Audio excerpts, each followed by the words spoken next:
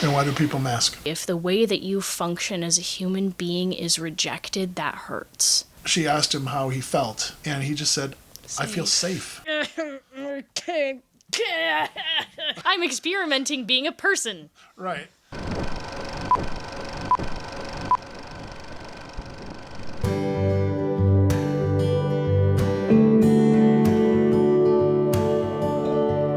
So act like myself, huh? Yes. All right. I mean, that's kind of what this movie is about.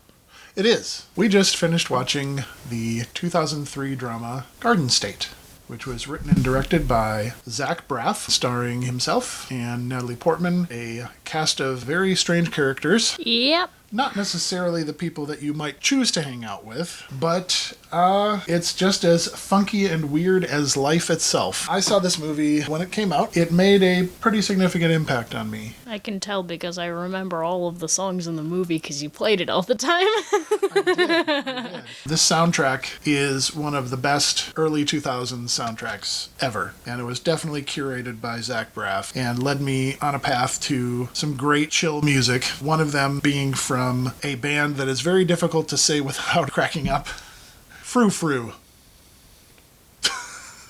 I remember a conversation that we had. You said, "You mean it's not Frau Frau?"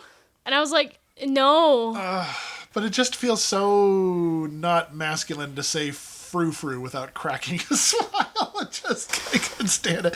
But it's such a beautiful song. It's the poignant song at the end of it called Let Go. And if you haven't heard it, wait until after you watch the video and immediately go see it. It is a vibe. It is just beautiful. This movie is, I wouldn't say it's truly independent because he got so much good backing. So Zach Braff starred in the early 2000s in a medical sitcom, Scrubs. Yes, that's what I remembered so much from it. I was just like, isn't that guy the guy from Scrubs? It is the guy from Scrubs. While that show was peaking in popularity, he wisely chose to use that, say, like, I'd like to make an independent film. And so he must have pitched it to Miramax because they're the partner with 20th Century Fox. They pitched it. They were able to make it. It didn't cost a whole lot, but it definitely had really good bones to it. He was getting some people who were right on the rise. Natalie Portman, 1 year earlier, had just been in Star Wars Episode 2, Attack of the Clones. Yeah, she looked around that age. Yeah, it was one of her first roles where she could really break out of just being a pretty face and be a little funky. Yeah, she was funky. I appreciate the funkiness personally. Yeah. Because I can personally relate to that. Making people uncomfortable because you're uncomfortable being yourself because you've had bad experiences with that. You can tell every single time she did or said something, she immediately apologized for just being herself. Yeah. And I was like, you know, it's just like, I have been that weird person all the time for all of my life, so seeing her doing it and the fact that he accepted her anyway was just pure sweetness and joy. Yeah. And I loved that so much. It's a movie that's okay with being awkward and semi-cringe, but not like overt, like bad taste in your mouth cringe. More like, I am socially uncomfortable, but I still want to be around people, and you're still gonna try. Pardon me, I'm going to work it out while you're with me. You know? I'm experimenting being a person. Right. So the story of Garden State is about Andrew Largeman, which is a very weird last name. I wasn't quite sure where that came from, but Zach is Zach, and he made his movie. But it's about a guy who lives in LA, and he is honestly not feeling it. Not feeling anything. Not feeling anything. Yeah, like he's told that his mother died and he doesn't even move. Like, the thing that I loved about this movie is how much it tied into psychology, because I'm a psychology nerd. I am not a psychologist. I don't have any... Not a licensed I'm not a licensed anything. I just really enjoy it. The way that he played it was so realistic, because I've seen people who have that kind of depression before. The way that he listened to the sound of his father saying, your mother's died, and he doesn't even change. He just rolls his eyes back and closes his eyes. It's just this tiny itty bit of yearning to feel something about that, and you're reaching for it and you can't grasp it. And he was talking about that later on on in the movie, so upset that he couldn't be upset. It really does show what depression can do to a person. To show him coming out of that and fighting out of that, being in a scary situation of experimenting getting out of that, it's scary, but it's something that a lot of people do need to hear because so many people are stuck in a depressive state right now. Yeah, it's more than just getting out of your shell. Yeah. It's centering so that you can start living life. Yeah, being okay when stuff isn't okay. Yeah, and how many people fill their life with stuff or stimulation, or in this case, medication? You're just kind of supplanting dealing with the hard stuff, the weird stuff, and you're not you. Whatever you are, you're buried, you're lost, you're somewhere else. And so the arc of his character is to go from being completely numb to starting to feel. Yeah. And then I just love the switch at the ending, because it seems like he's on this journey of self-discovery, but he realizes even that is empty. If it doesn't have another person with him. Right. Yeah, it's like he finds that one person that was able to pull that out of him and he wants to Yeah. stay with them. And everybody's got sort of this weird Thing about them. yeah, like he's got friends who are making a whole lot of bad choices. You know, we obviously are not endorsing what they do. Nope, we what they skipped say. actually. Let's just put it right out there. This movie's not for kids. It is not. It's important because a lot of people want to, quote unquote, find themselves. Mm-hmm. But the point of this one is to take someone else along in that journey instead of it just being insular, being just you. And that's Building on each other. yeah, that's what I think sets it apart, because I've seen movies where it's all about your own personal journey. It's not going to fulfill you. You need other people along with you. The fact that he was pulling her out of her shell and she was pulling him out of his shell and they were holding each other up, quite literally in some scenes, that it shows how much we need support in general in our lives, especially when we're having a rough time, especially when we're trying to find ourselves. We can't do that really alone. People need connection. People need to hold each other up, carry each other's burdens. It kind of makes the load easier if it's all equal on each other's shoulders, you know? And there's a parallel to today where we're behind a YouTube screen and you're watching this, and you're probably watching it from your phone, alone, by yourself. We're seeking connection. You're seeking connection. That's how you get through things. And to be able to feel, to be vulnerable, to realize that everybody else is just kind of also weird too, that's growth. I don't know if this will make it into the video, but I was playing a game, a social game where you play as a character and you can just meet up with people. It's not VR chat. There's this one person that was friends with the person I was talking to there. She just decided to not say anything, and she just kind of stood there and watched. And I was like, you can be a part of the conversation too. And her friend was just like, oh no, she's just shy. She's more of a lurker. And the online version of that word is not the same as real life version of that word. Okay, thank you for... When you're a lurker online, it just means that you're a people watcher. So but you're creepy. no. If you're I'm just going to observe. If you are a person who is, for instance, watching our channel and you don't comment and you just watch, you're a lurker. Oh, okay. All right. There you go. All right. That's a little less weird. Learning about new lingo aside, if you're a lurker, talk to us anyway. Even if you don't really want to have a conversation, just say one thing that you were thinking about during the video or something. It's nice to hear from other people. We don't always get comments on our videos. Well, we're just starting out. But, it's good to get feedback on anything in life. You can wrap yourself up in your own mind. And I think that's what was happening with his character, is that he had all these things going on in his mind. He couldn't get them out. When he finally expressed himself, it was in the weirdest possible circumstance. It somehow felt right. The one thing that doctor said, whatever is going on inside of you is going to come out whether you're on the meds or not. It was good that was shown where he just literally was screaming into the void. Right, yes. That was a good way to let it out. That was a healthy way to let it out. And it showed that it did come out. Whatever was riling him up inside was just let out. Even watching that scene, you can get refreshed because you can just feel that. Because life can be difficult. Sometimes you just need that outlet, and to be in a safe space with people who care about you to let you let that out. Yeah. And then they're still with you after you got weird.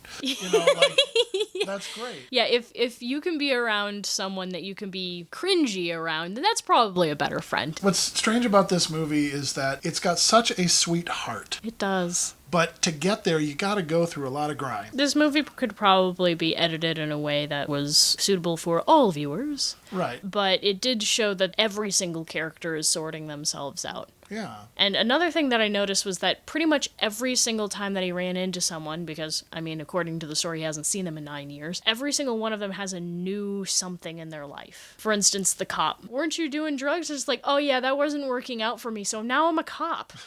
It's like, okay. The way that it's written, everybody's in this really curious situation, and everybody's life is kind of a mess. How do you navigate that? It's sort of a minefield. You really don't know. I mean, that's kind of how life is, too. I was told when I was younger to, like, not listen to peer pressure.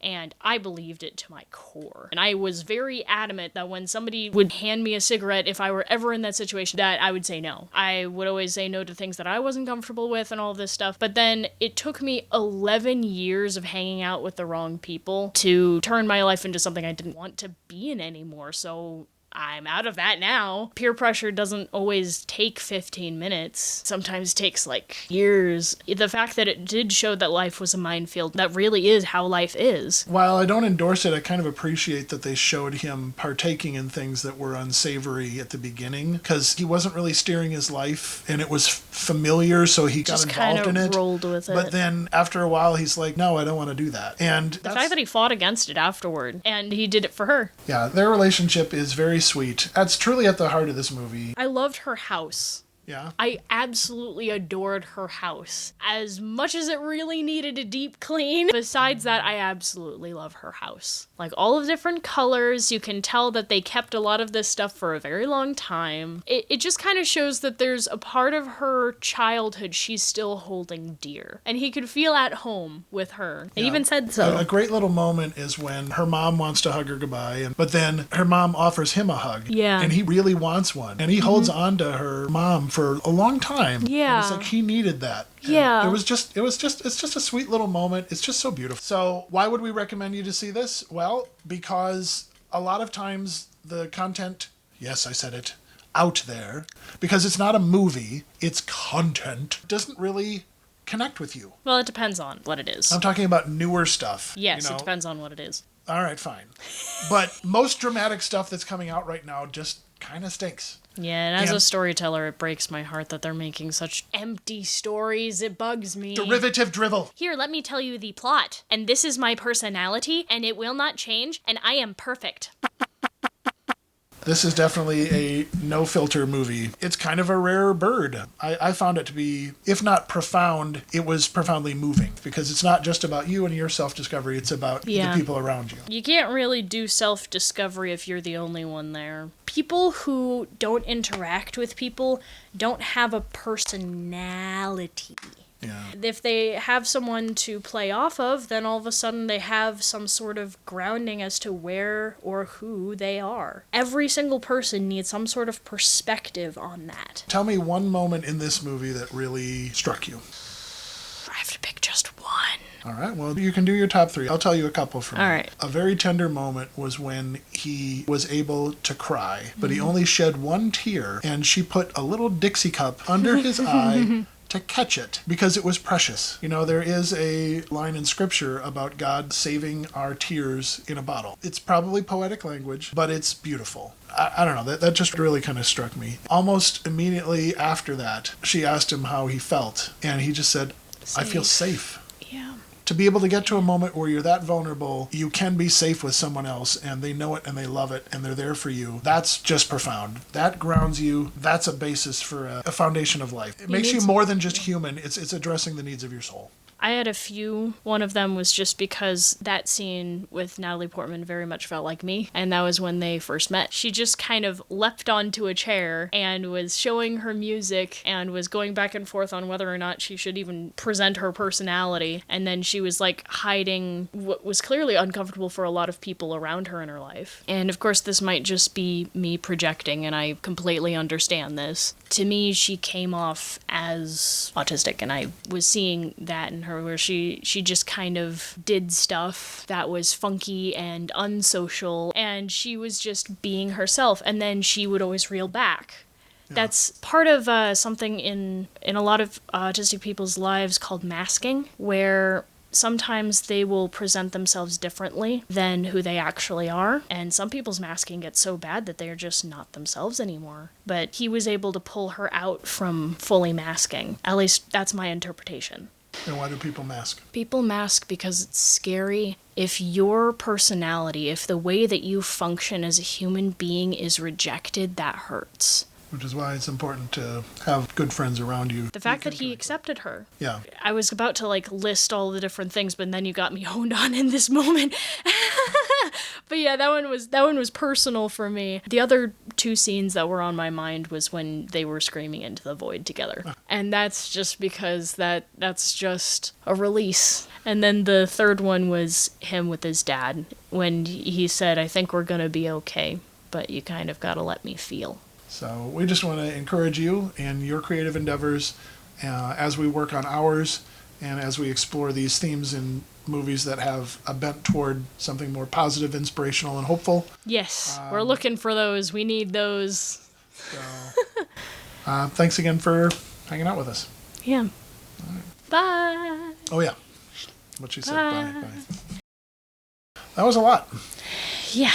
This is definitely an emotional roller coaster. It's facing those difficult things head on, and that's hard to make a movie out of because your bent for making a movie is to entertain people. So it's vegetables before dessert, and people are just like, "Oh, I don't know, that's hard, that's weird, it's uncomfortable," but it's like, it is. Yeah. And that's okay. It's kind of got to sit through it. I mean, that's kind of how emotions work. That takes some effort, that takes some work, and being vulnerable is uncomfortable.